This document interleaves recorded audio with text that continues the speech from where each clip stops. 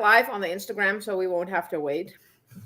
Hello, everyone. This is Rich and Hydrated here with your favorite legendary opinionated Amerislav, and it's your favorite show, Diamonds and Demons, with my fellow Diamond, and this is Demon.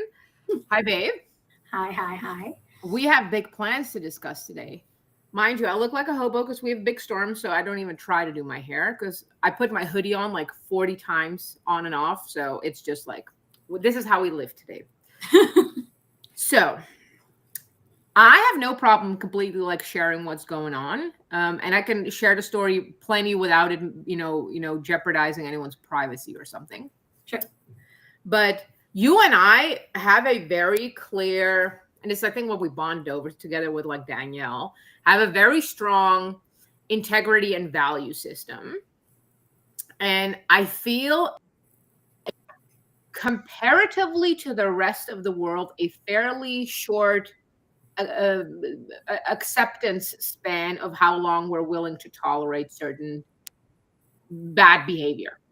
Right? Right. So I have a threefold situation. I have 3 friends in a row that I've lost over the time, whether it was by my doing or their doing. And all of them were kind of the same. Prefacing this with, I'm from a bad background. I've done all the bad relationships. It's not like I've never had healthy relationships modeled to me. I had to brutally learn through trial and error. And one thing that I want to say about that is that when you've never had it modeled, like you're literally, you have no idea what you're doing. It's like you're not aspiring to be something because you don't know what that something is. Right. It's literally, you're just moving away from, this doesn't feel right. Right. You don't know what you're process of elimination. Right. Right. You don't know what you're moving towards too. You're just moving away constantly from things. Right. So I had a handful of, which I would absolutely call my best friends. And there's a weird spiritual synchronicity that happened after I've lost them. First best friend had an amazing life. Marriage didn't go the way she wanted. Ended up divorcing after, I don't know, fucking 20 years or something. Then fell in love with a boy, with an artist, and shit started from there. Right? She felt unloved in the relationship. So from the outside's perspective, she just grabbed on anything that would love her. Mm-hmm. And because she also had an artsy side, like there's this, among artists, there's this like, love is just supposed to be explosive. It's fighting and making up. Like it's love and war, right? And after 4 rounds of, him threatening to kill himself if she leaves, she blocking him. And by the way, she has 2 kids, 14 and 11. We're dabbling in like legit family life. After the first time, she breaks up, I'm there. I'm a fucking fly-in. What are we doing? Whatever you need. I'll fucking feed you if I have to, right? Second time, I'm like, maybe they just needed this round of like this big breakup and to realize how much they actually can be together, right? Still awkward. Third time, after you're doing because she would do this like, I changed him in my phone into retard or moron. And I'm like, no. I'm going to pause you right now here because you're telling me this like it's a flex, right? And then like next month you're going to be together. So I'm a fucking opt out here. Who's the retarded one in the situation? Right. And the problem is that there's so many circles where this is like, oh my God, yeah, you sure told him, right? Or like the girls behind the scenes are like, yeah, you tell him, girl. And that resulted in me not wanting to hear anything about her relationship. And I could tell by how she was, where their relationship in the cycle was. Was she great? I would hear from her all the time. Then I would hear less and less and less, and she would get annoyed. And I know what's going on. I just told you I'm not going to fucking listen to it anymore. And her last message after he threatened to kill himself with I don't fucking know how many times. So I didn't respond to that at all anymore. I stopped responding to like tainted messages. And the last message I got from her is, look, I know you don't agree with this, but I have to do this. And then she blocked me everywhere. Okay. And again, this is not just an online relationship. It's like real life. We would, hang out. So I'm like, fair.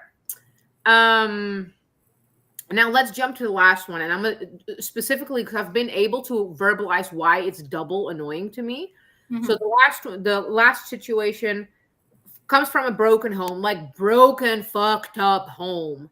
Has built an absolute dream life, is a single mom, has an amazing fucking job. Her kid has a fancy fucking Range Rover, has the fanciest fucking hobbies. Like, she made the life for her kid that we will never get, right? That we never got. Everything revolves around the success of her kid. And like, she fucking did that. She had one relationship in her life that has been, that she has been groomed into. So I'm not disvalidating like how it got to it. There's been police, there's been domestic abuse, there's been actual violence. Police has gotten involved several fucking times, right? It's a very classic one. To a point where the ex now is super stalking. So he will send these hundreds, if not thousands, of messages back to back with insult, right? So much so that when she had a new relationship, she was afraid to tell her new relationship about the stalker, because who know what the fuck is going to happen, right? If the crazy stalker is going to be in front of the door. I've always had question, why is there no restraining order? Do they stop? No. Are they necessary? Yes. Right? Where's your fucking firearm? Why? Like, you live in a gated community. Like, you live in a rich gated community. There's things on your end that needs to happen. She was never ready. Fine. So what happened like a week ago or 2 weeks ago is that she had a situation with her car. Like, she lost the key of her car. Nothing exciting. The car was at home. Like, her daughter has still a car. We're safe at home. And out of panic, she called the stalking ex. Wow. Yeah. Okay. Right. So not a locksmith. No. He called the locksmith. And by the way, he's not in the state. He doesn't live nearby. She hasn't talked to him for, I don't know, 2 years. Jesus, and out of the blue, I lost my key fob. Help. And seeing like codependent people love that shit, right? Oh. But my thing is, so for one, I'm like, this is where I fucking pop out. Because I've had you, I've been with you when you were in full-blown massive panic, when he's mass messaging you. The fact that he isn't blocked, by the way, should have been my first warning. That's on me, right? The fact that you're just actually reading the filthy shit that he says to you shows me there's something still, like, there's something broken in you that wants that pain.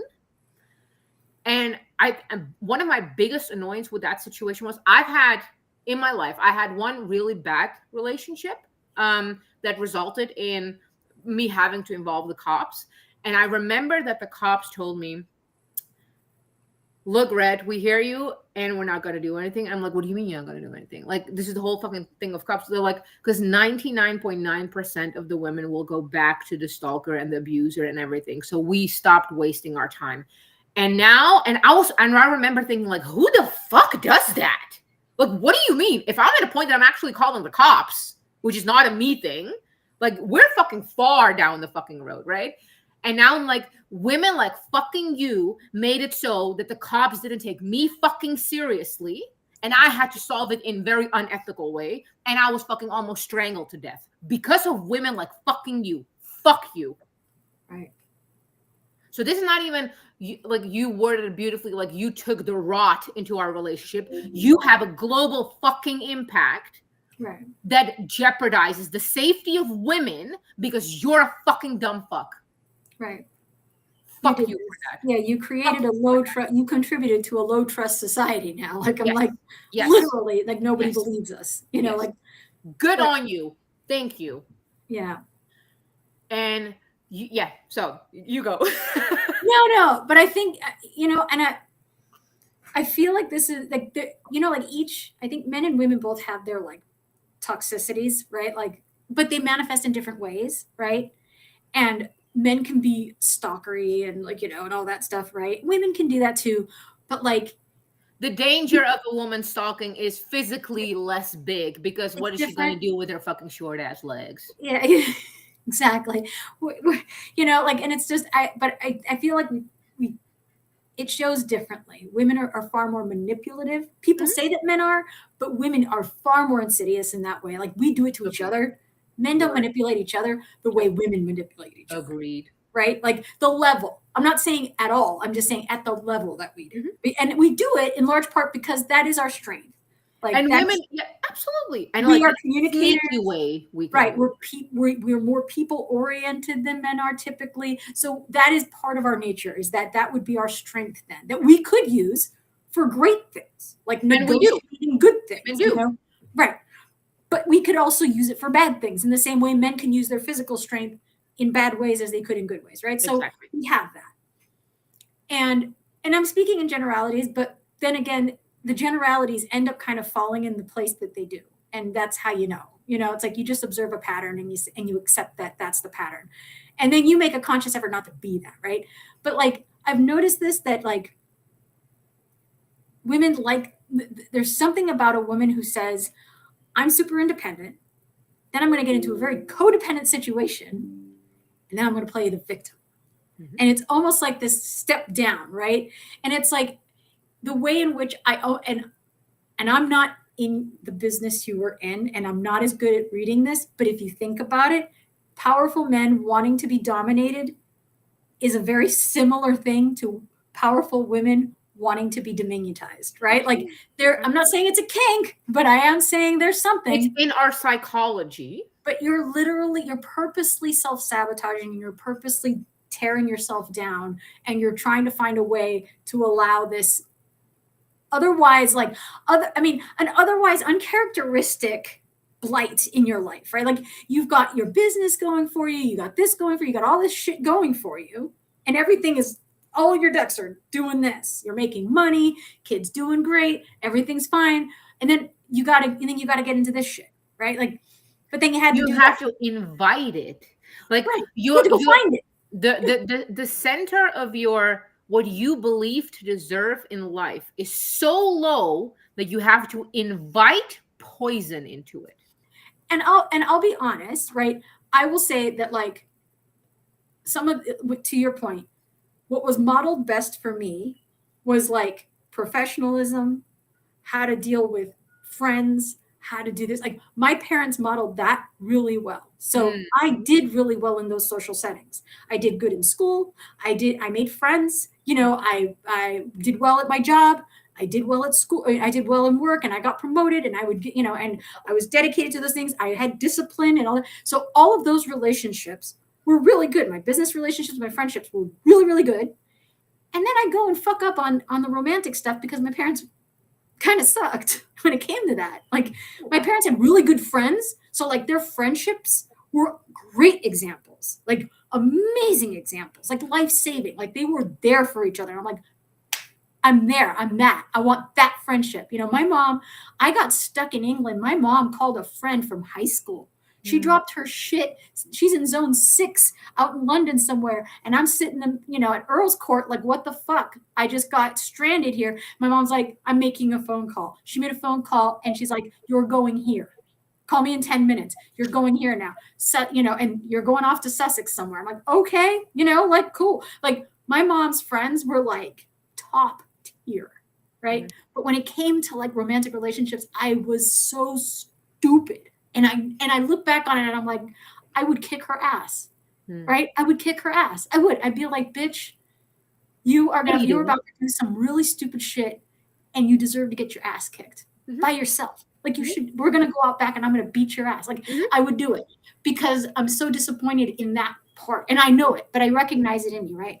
And I see it in others. And at some point, it's how they relate to themselves, right? It's a reflection of how they relate to themselves. That it's like, I can be so objective about these things in like my job and school and friends. And I can be very objective about that. But then I can't give myself that same grace and that same kind of objectivity when it comes to romantic relationships. I don't know. Like I had to get out of that. Like I did. I had to get out of that. And that's worth fixing. But when I see that kind of behavior, right? Where it's like, and once you get out of it though, you want nothing to do with it. No, but like really though. No, like It's not just I've quit it for myself. I've quit it for everybody around me. Like we're like all quitting. And by the way, this goes for every race standard, right? Like now that I'm making money, we all making money, bitch, because we're not ever going back to poverty. Correct. But it's no different than any bad addiction, right? Like if I quit drinking, I'm not going to hang out with a bunch of people who drink. Why? Because I know that's my vice. I know that's what's going to bring me down, and I can't be about that life. And if that's not you, cool, right? But if I'm over here and I just fix this shit in me, and then I recognize it, and I'm like, oh fuck, I know what that looks like, right? I know what that is. I'm particularly bothered by the fact that you brought it in my house, that you did that, right? I'm bothered by it. Like you tracked in that fucking roadkill and you brought it into my house. Like, and so this is the thing, and where I really want to like verbalize it, and I know you know it, but for the sake of these conversations, right? It's not like, hey, you can just keep this to yourself, right? It's not like, hey, it's my romantic relationship. I don't even have to tell you one. No. It's, for one, it's the fundamental belief of what you think you deserve or not deserve. Right. So you will at all times sabotage to get you to the lowest level. And I often use like money as an example. If you've come from poverty or not abundance, it doesn't even have to be poverty, but if you just don't come from abundance and all of a sudden you get access to a lot of money, you will fucking spend it because your center of what the norm is for you is completely down, right? Right. I went through 2 cycles of rich and not poverty, but I went through poverty, rich, and then kind of normal. And now I'm at wealth, which completely is different. Right. But I'm never going back lower than that. Right. And you can tell, and it's the same with addiction. So I used to I've done enough cocaine to make Colombia jealous. I was never addicted to cocaine. I was addicted to like the clarity, doing all my, whatever the fuck it was. I don't want people who do addiction, not because I'm concerned that I will never touch that shit. Like you can put me in a room of cocaine and I will never fucking touch it. But the personal attributes that these people have are disgusting to me. Correct. Right. And I'm expecting not the cocaine. Right, not the cocaine. No. Again, we could have heaps of cocaine and I'll still be. It's the behavior. It's the broken behavior. Right. And it's the type of person, the archetype that's about to dive into that snow. So it's like, it's like, that's the person. And it's like, and the thing is my first instinct is yours, right? I want to help you. I want to get you the fuck out. Right. Because I recognize it first as a bad thing that you should be out of. Right. So I want to get you out. But the thing is it's like, do you see it as a wrong thing? Right. Not only do you see it, because a lot of them are really good at theoretically verbalizing, mimicking the words. Oh yeah, I know it's bad. Like theoretically, perhaps rationally knowing it's not good, but not believing it, not feeling it. That's right. This is where growth happens, because they're expecting first to feel it, then to go out of it. And I'm like, no. It starts with the rational, theoretical. Again, you don't know where you're going, just that this is not good.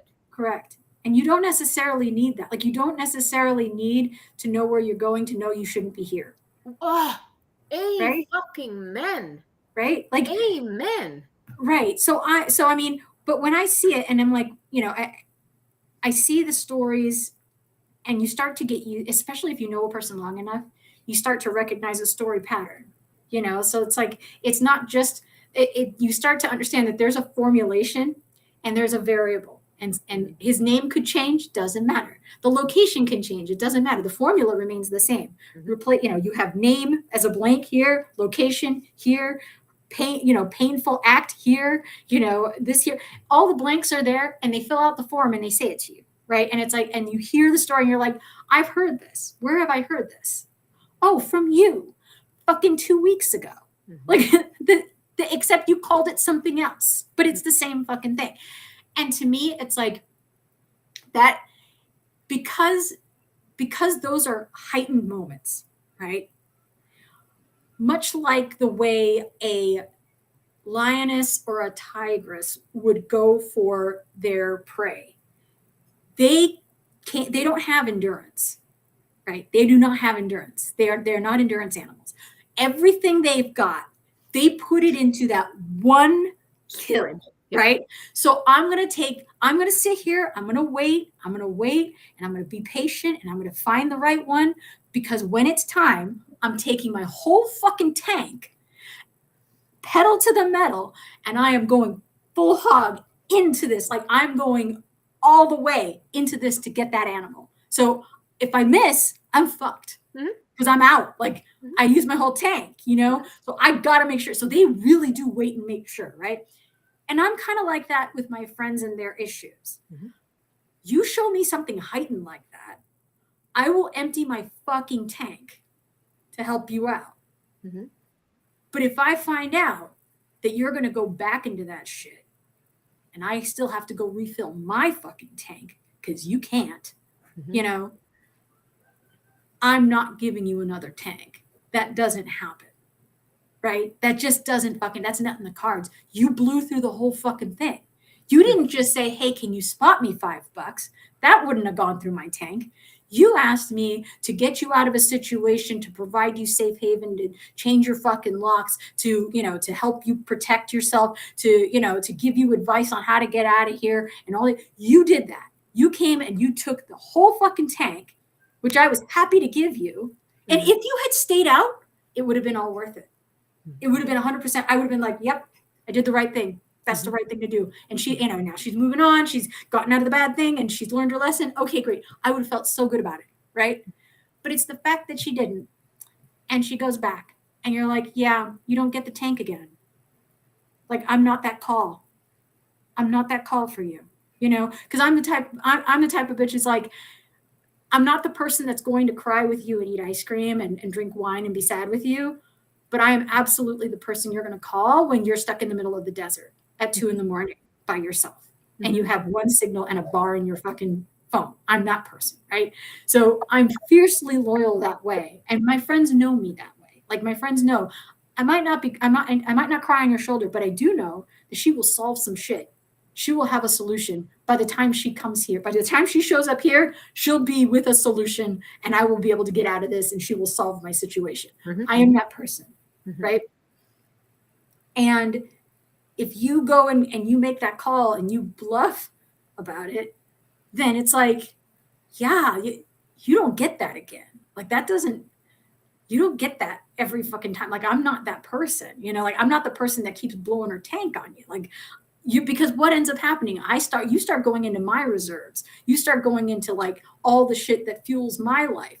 And at the end of the day, I can't afford to do that with you, you know? And it's like, and that sucks.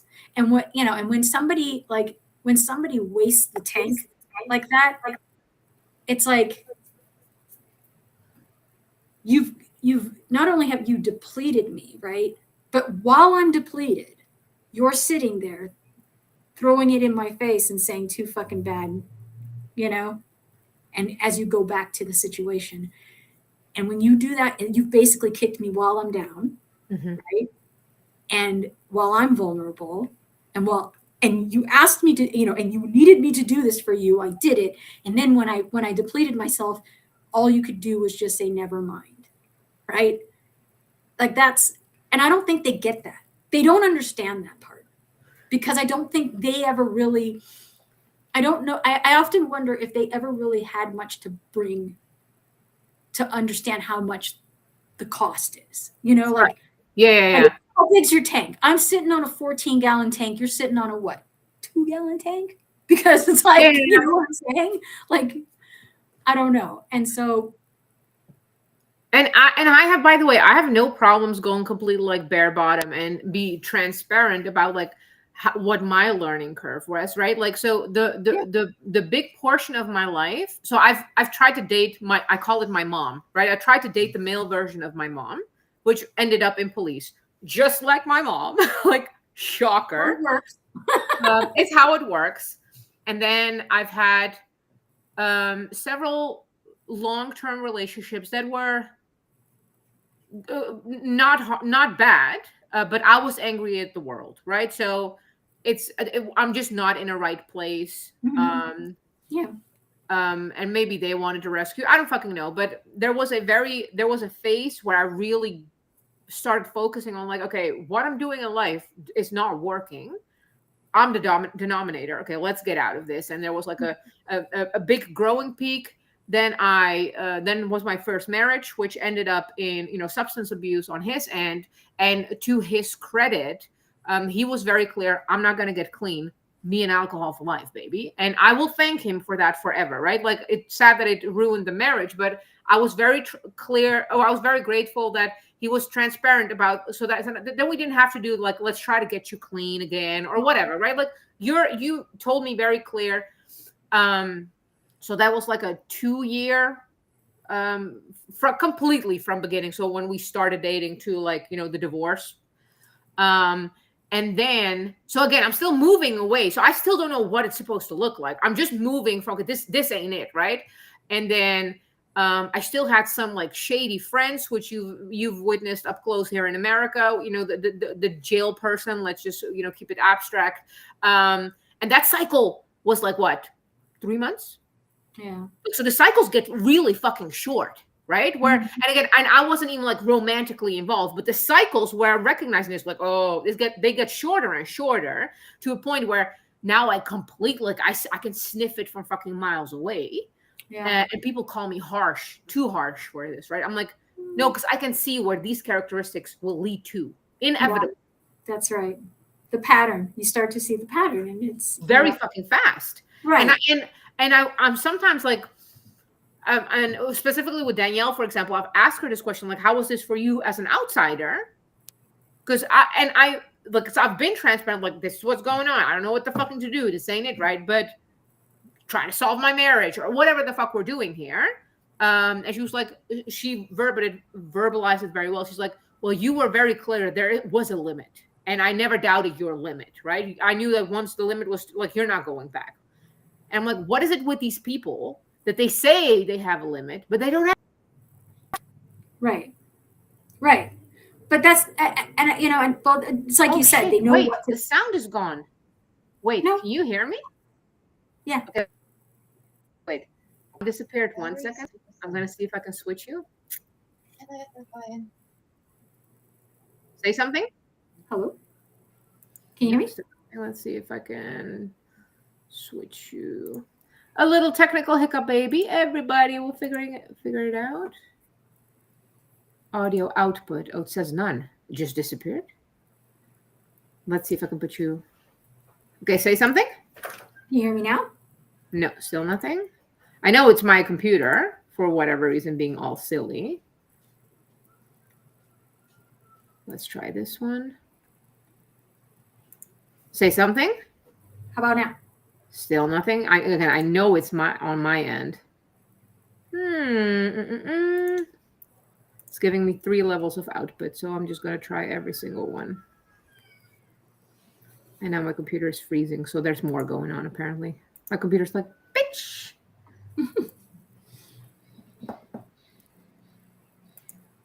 For the listeners, if y'all can still hear me, I know Kelly can. If y'all can still hear me, just be patient with me as I'm figuring out why.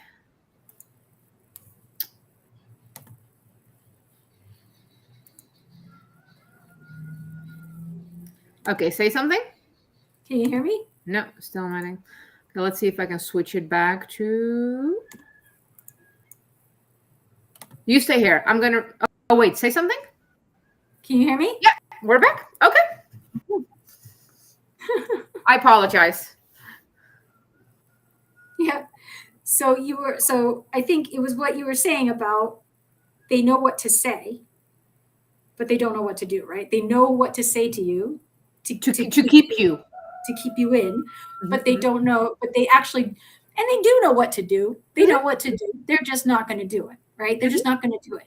And it's like, which is the biggest part of the betrayal and disrespect. Right. Like it's one thing to not know, like legit not know.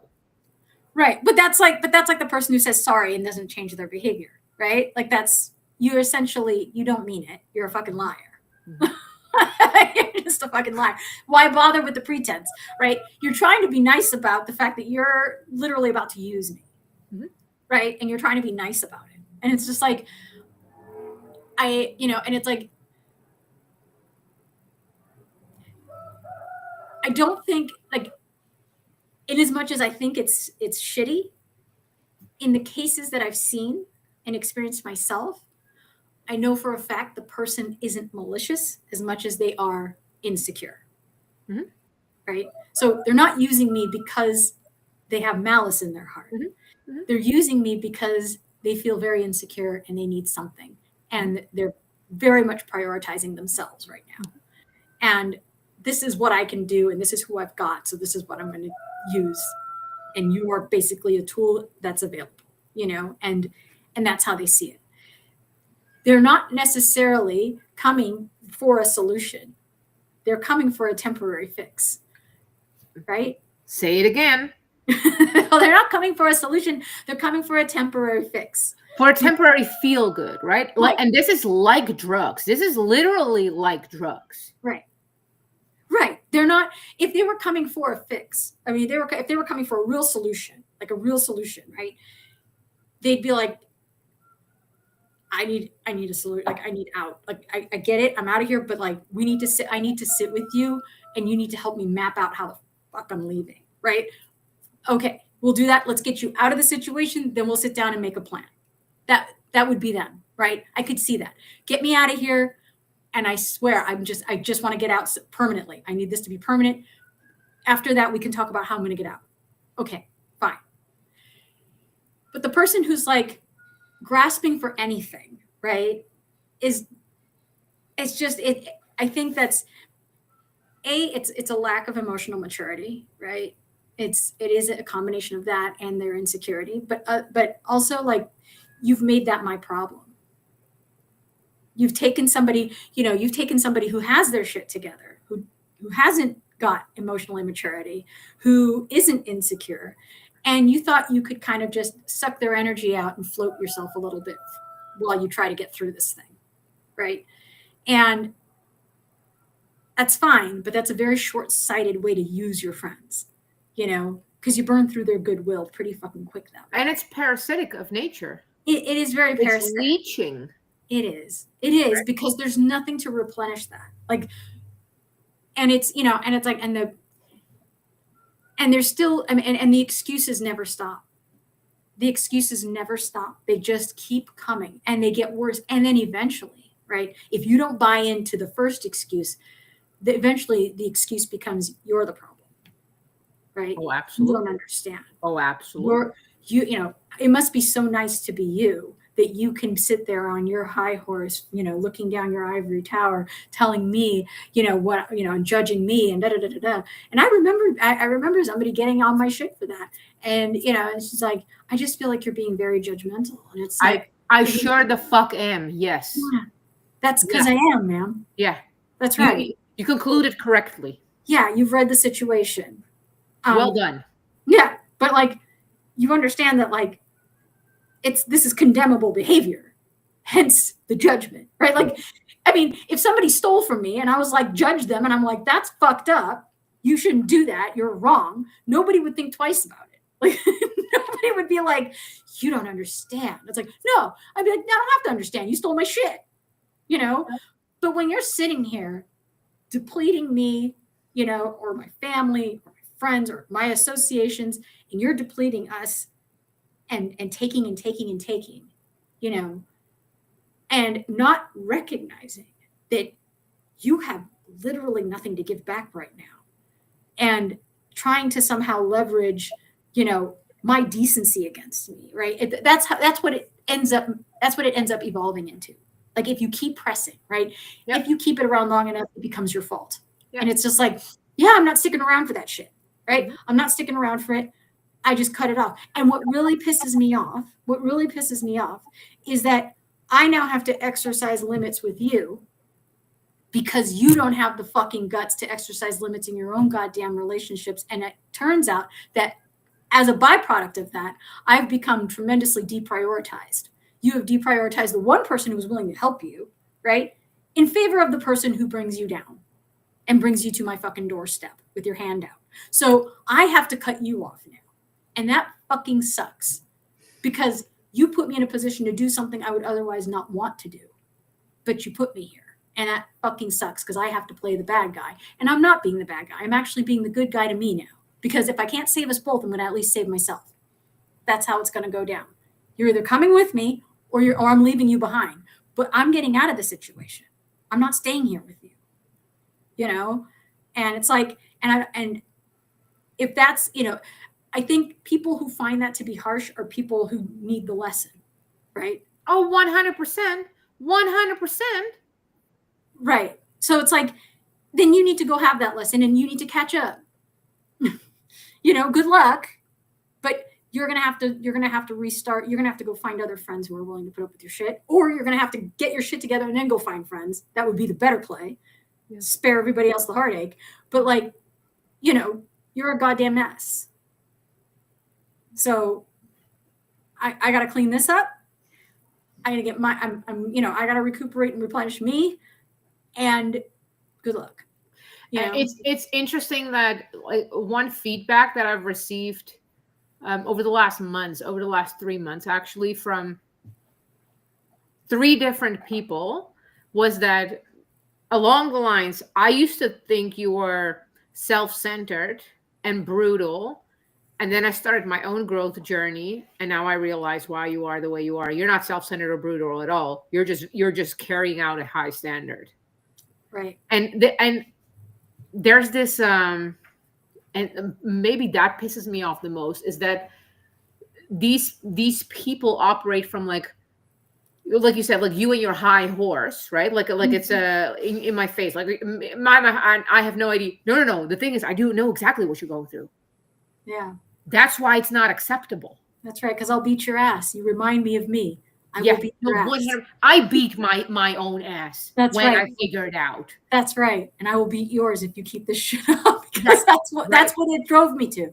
Exactly. That's the kind of visceral feeling I get when I see that kind of behavior, because I want to beat my own ass for being that way at one point. So when I see it in somebody else and they don't turn it around, it's either that or violence. Because if you think this is harsh, if you think me cutting you off is harsh, the ass kicking that comes instead is going to be much worse. and let's be very real, that if the more patience, more kindness, and more empathy and compassion had worked, we wouldn't have stayed in that relationship. Because even when I reflect on it, I'm like, no, I was a fucking dumb fuck.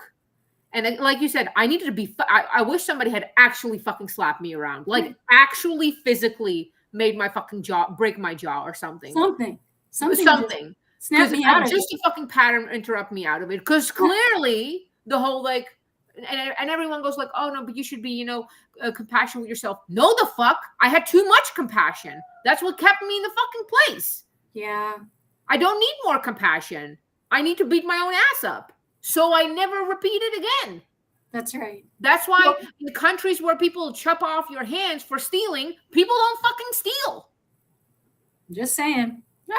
There is a connection there. I mean, but that's the thing, is it's like, but what they call compassion is really rationalization, right? They're rationalizing. That's not compassion, right? That's the same way, in the same way that it's like, don't judge. That's another one, right? Be kind. All that fucking bullshit. And it's like, these are not actual virtues. Out of everyone. None of that is actually virtuous. Yeah. The most virtuous people are highly judgmental, highly discriminatory, right?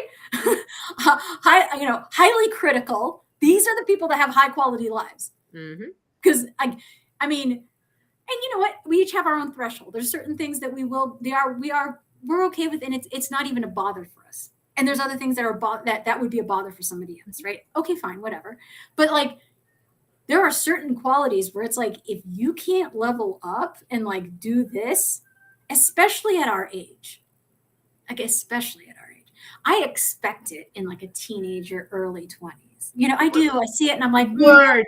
There's a time and space for everything. Right.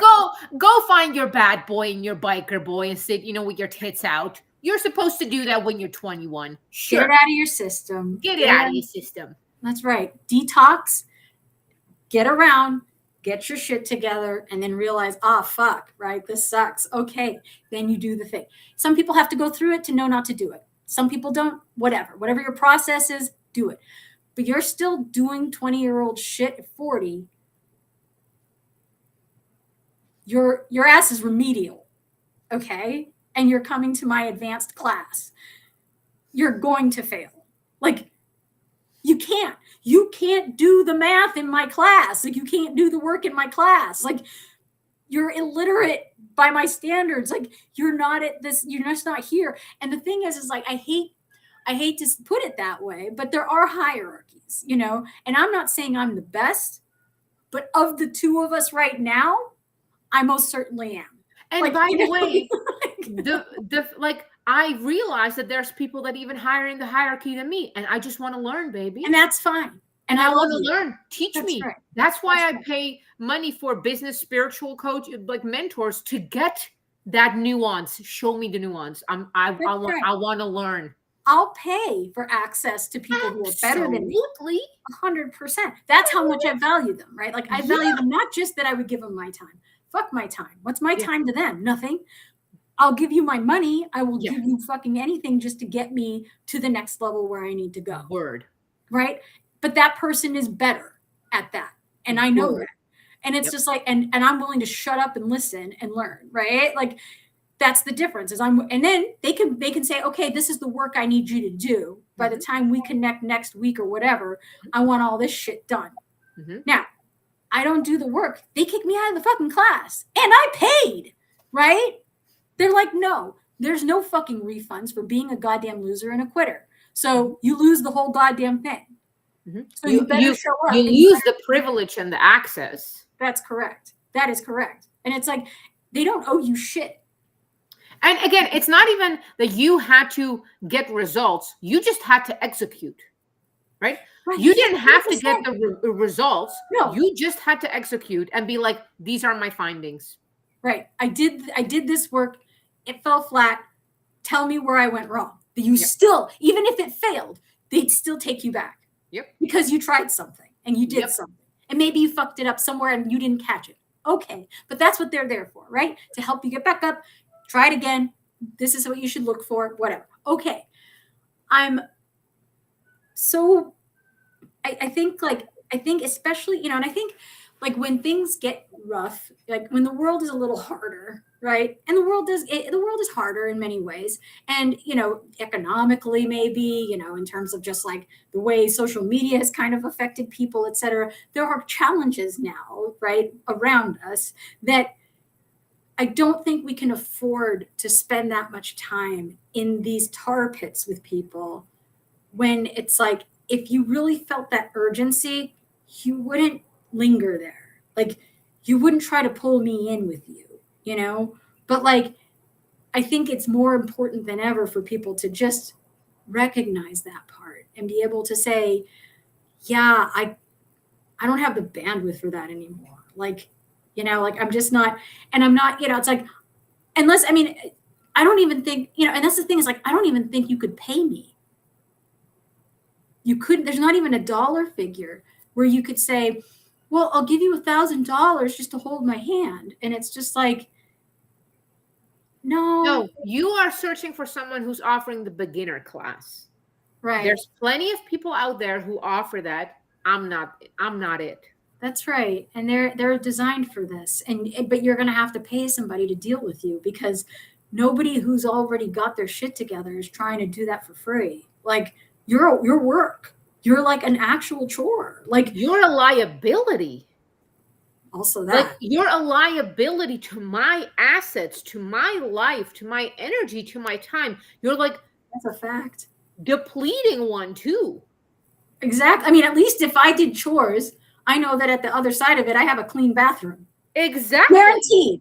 Guaranteed. My bathroom is clean when I'm done cleaning it. And I feel so good. The next time when I go into the bathroom, I'm like, this is so nice. Yeah. With you. Exactly. Yeah. But I have no guarantee that you're gonna clean up your act by the end of this conversation. That's even worse. So like I could just be sinking more into this and not getting anything back. And it's like you know, and I feel like people don't get that part about the investment, right? Like they don't get it. No, broke people don't get this. Of course. Any person who has achieved anything in their life and is like, they're nodding so hard right now that they become bottleneck. Right. Right. Yeah, but the people who don't see it, they not only don't see like they not only don't value your effort or time, right? But they felt entitled to it. And it's just like, wow, Yeah. you simultaneously wanted this thing from me, which you valued, but you're also debasing it by throwing it away. If you don't understand the value of energy, time, and even we can do money, that means that you are the liability. If you don't understand it, it's because you are the liability. That's correct. And you're walking around like a fucking hazard, you know. Literally. Yeah, I mean, you're a fucking hazard. I don't and like, and that kind of person, it's like you feel bad because it's always somebody you care about, right? It's never some rando that did that to you. And it's always, never like an inherently bad person. That's right. It's never an inherently bad person. That's the sad part. Mm-hmm. That's what makes it so hard. Is it's like, I was telling my daughter, I said, everybody, if you had a big gash in your leg, everybody would be able to point to that and say, wow, that's fucked up. Let's get you to the hospital. Let's do this. And they'd actually want to help you. Word. Right? Because it's so visible and so obvious and so fucked up. And it's like, oh my God. I said, but nobody sees like the 10 little cuts on your hand, on each hand, that like every time you grab something, you're like, oh, this hurts. Nobody sees that. And so when you complain about it, they're like, it's just a paper cut. Calm down, but it's like they don't see how many of those cuts you have. And I said, and that's the hard part, is like, it's hard to find somebody who gets that, I had to cut this off and I had to take an extreme action because for an invisible, almost invisible issue to everyone else. Because to everyone else, you're nice. To everyone else, you're a sweet person. To everyone else, you're a victim. And to everyone else, you're this, sweet, nice, just a person down on their luck. You're so sympathetic. And nobody sees all the little cuts that you've given, And so it's like, I said, so you have to play the baddie. You got to be the baddie who comes in and says, man, we're done. And everybody's going to be like, wow, what a bitch, and it's going to be like, yup, that's right. If that's what I got to be. But you know what? I don't have any of this. I don't have this baggage. I don't have this drama. And you know what? You can see that from out there. You've worked, put effort and intention to remove that baggage out of your fucking suitcase. That's right. And you put me in a position to have no choice. I had no choice but to do that. You were doing what you were doing, and it wasn't obvious to anyone else because you say the right things. You're very performative. You're very sympathetic. You're crying. You're sad. You're this, all the things. And anybody else watching would never see that as something that is anything other than, she just needed a friend. And it's like, yep. And I tried to be one, but I'm not the friend she needs right now. And the best thing I can do for her is cut her off. That is the best thing I can do for her. Not even if I were to take my own self out. Yeah, it's for my own well-being and I put myself first. But even in that act, I did the best thing I could for her because if there was no consequence at all, right, she'd just keep on doing it. She needs that kind of hurt. And sometimes, and it might not work. Maybe I'm not a big enough consequence. I'm not a big enough loss. Okay, then all the more reason why I made the right choice, right? No matter which way you cut it, I made the right choice. Either I made the right choice and she changes her shit and gets it together, or and then it's like, okay, then it worked. Or I made the right choice, she never changes, and I was like, I just spared myself another round of bullshit. So either way, I win. Yeah. Right? And I feel like and I had a conversation with another friend that is related but not related, is that if you like, I call myself an extremist by virtue of like the background that I come from, the life that I've lived, right? I'm a one of the 1%. And I don't mean it in a good way. Like life is really good right now, but I don't come from really good. And there used to be, like, I very much remember that there was a time and place, in my late teens, because I've been living on my own since I was 15, where it was almost like a badge of honor to, like, more toxic your relationship is, the more extreme you can handle, and you get into this like roller coaster, because and you program your brain that you won't move unless it's complete rock bottom. And if you and it shows in everything, right? Like studying last day before like the test, instead of just, you're at 5 fucking weeks, but you'll tell yourself, oh no, I can't study. I really need that tension. No. You're constantly programming your mind and reaffirming that you need rock bottom or a complete back to the wall before you move. Yeah. And it will show in relationship, finance, business, work, how you set yourself up for success, dieting, food, right? I won't do anything healthy until I'm morbidly obese, can't fucking move my legs around anymore. Yeah. No. That kind of extreme where you're waiting for like a signier sign than what the universe has already given you is like that you're going out way too far on a limb for me. That's like high risk shit for no reason. Like, and there's not even a thrill in that. Like there's just, it's just some weird, it's just some weird thing that, it's full self-destruction. Yeah. It's full so like I'd rather have at least people who, at least fucking, harm themselves physically where you can see it, because this is disgusting. It is.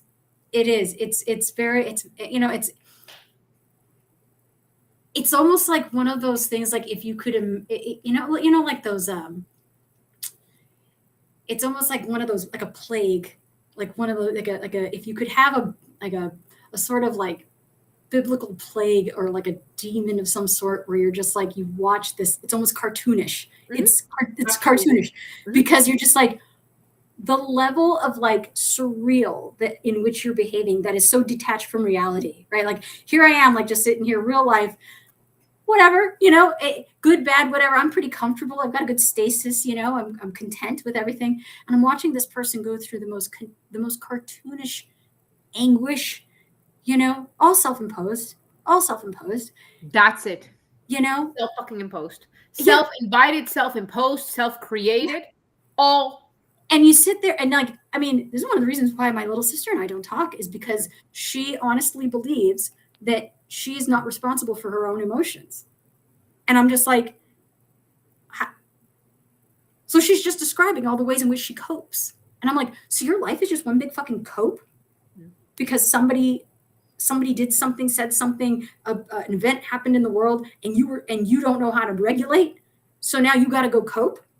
And so you're basically like, your whole life is just a series of copes. Like, and it's cartoonish. Like, I was like, it doesn't look real, because you almost see the person as just like, it's almost like a caricature. Real? Like, like inflated nose, weird high, like tiny body, like it doesn't look real. No, it doesn't. Like, I really do. Like, it's something that I see in them. Like, it's just, I don't know how to explain it, but it's almost as if they're overtaken by this thing that is just so 100% not like of this world, And I believe that, by the way, like those things are entities or spirit or parasites, whether spiritual, whatever it is. Like, describe it how yeah. But it's something that it's just like they're so overcome by it that it's like they've lost, like, you somewhere in there is the person, but they're lost inside this thing that's just got them. And I'm just like, wow, you're captured. Like, you are truly captured by whatever this is. I'm not getting you out of it, because like this whole thing, this abuse thing that you're in, this relationship you're in, is 100% symptomatic of something much bigger that I am not even close to wanting to touch. No, like not with a 10-foot fucking pole. Absolutely not. You are incendiary. Right. And this is the thing, like when you are in that, and I'm speaking from my own experience, just because I want to emphasize for the listeners, like I remember when I had friends who did have healthy relationships, and they would, well, obviously I would see it for one, but it was almost like are all of y'all just lying and pretending that it's good? Are y'all pretending to be healthy? Because I was pretending. I was one big coping mechanism, right? So I projected it on to everyone else. Right. Like, y'all must be lying. Like, y'all lie is really good, telling me that life is really good, right? And healthy relationships are really good. Okay. But in reality, it's like, no, I'm actually the fucking fraud. and their real life. And you finally, and look, when you finally meet the people that you're like, I want that. I don't have to have your life, but I want what you got. I want that, that kind of like that stability. I want that, that assurance. I want that security. I want whatever it is that's got you like planted on the ground, 10 toes down. I want that, and I need to aspire to find that for me, and it's like, and I want everybody to have that. I do. And that's the thing is, it's like, you say I'm not empathetic, but in fact, I want others to have what I have. And everyone, and this is the thing, it's not gate kept. Everyone can actually have it. Like, fancy neighborhood are gate kept because you have to have a certain amount of money to get in or whatever, right? Quality, like fresh food, you have to have certain access. But having a real healthy relationship to self, your worthiness, is not gate kept. It's available for everyone. And you have to cultivate it for yourself. You can't come after me for mine. It's not going to work for you. It's not going to germinate. It's a completely different thing, right? Like, it's the difference between connecting with people and like depending on them and being codependent on them, right? It's the difference between having purpose and just going through the motions. Like, there is a sincerity and a genuineness to connection and purpose that doesn't exist in codependence and order following. So like, I think that I don't even know if it's the fake it till you make it thing. I don't even think that's it. I really think it's more like, no, just genuinely make the effort. You don't have to fake it. Go and just do it. Just do what you can and fuck up. And that way you can be honest and real with yourself that you fucked up and you got to fix that and pick up and move on. Be honest, be real, be genuine, be authentic about it. Keep going, but like, nobody is expecting you to have an Instagram life. They're expecting you to just not be a complete fucking parasite. Like, you don't have to be perfect. You can fuck up. That's what friends are for. Like, friends are there because we all fuck up. But like, the point is that you never wanted to fuck up in the first place and you never want to fuck up again. So that kind of energy is like, okay, I respect that. I can work with that. I can work with the desire to avoid the fuckery, and then we can plan on how to avoid fuckery, and setting self up for success. Correct. And I think that's where people kind of mix it up, is that it's like, oh, well, I'm not perfect like you are. I'm not perfect. It's not about being perfect. And that's your excuse, right? That's a cop-out, right? That's a total cop-out. It's like the reality is that we're all fucked up in some way or another, and we can all improve and do better. The difference is whether or not you're actually willing to work for that or not. That's the difference between you and me. That's not what makes me perfect. That's what makes me better than you. Word. Exclamation point. Yep. Loud mark. I don't ever know what the loud mark. Yeah. But we did it again. I think so. Yeah. That had to be said. This was a great conversation. And I feel like, again, it translates into not just shady relationships or friendship, but literally to anything in life. Right. Yeah. Yeah, for sure. I mean, and it's worth sitting there and being able to evaluate the situation and discern that, the sooner the better, right? I mean, how many words do you need to hear before you know you're hearing Czech or Dutch? I think I only need to, you probably only need to hear about one, right? And you know what language you're hearing. I don't need you to keep talking for me to know what I'm already listening to. And that's the level of fluency we need to have. That's beautiful. In our relationships and in the way in human patterns. We should be that fluent. How many words does it take and how many to ask, how many different acts does it take before I recognize the pattern? Let's get it down to one. Right? One word. I should be able to recognize it in one note. I should be able to, that close. Like, yeah, fine, I'm extreme. But you know what? I get my time back. I have an extremely amazing life. Yeah. And I ain't wasting it in this bullshit. So just saying. We fucking did it, baby. That was a great one. Yeah. Get everyone, Rich and Hydrated, Diamonds and Demons edition. I'm going to stalk and spam everyone with this one because this is such a life that we went in. Everyone, next week. Diamonds and Demons, everyone at Rich Hydrated. See y'all next week.